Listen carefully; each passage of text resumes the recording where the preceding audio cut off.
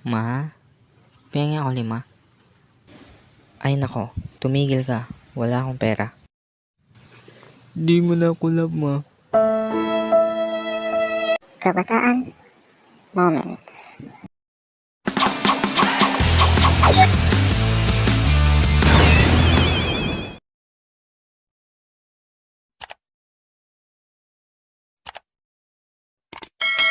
Okay. So, ngayon, ikukwento ko sa inyo kung ano ba mga kalokohang ginawa ko noong bata pa ako. Una, ang pag-inom ng tubig na nakahiga. Di ko alam kung anong pumasok sa isip ko. Naisipan kong gawin yun. Basta na-curious lang ako kung matatapon ba o hindi. Yun lang. Ang pangalawa naman ay ang pekeng pagtulog. Dati kasi, pagtapos namin mananghalian pinapatulog na ako ng mama ko. Matulog ka na doon, Rylan?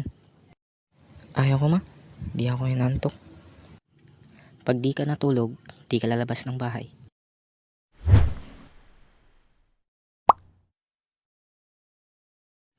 Hay, ang boring naman.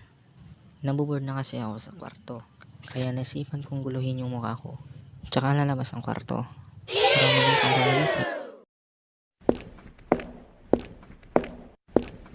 Ma, gising na po ako. Magmerienda ka muna bago maglaro sa labas.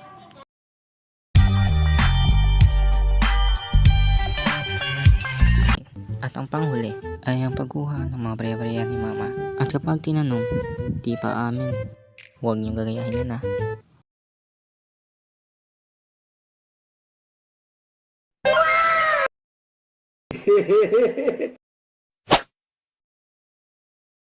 A few moments later. Rylan, ikaw ba kumuha ng barya ko dito? Di, oh.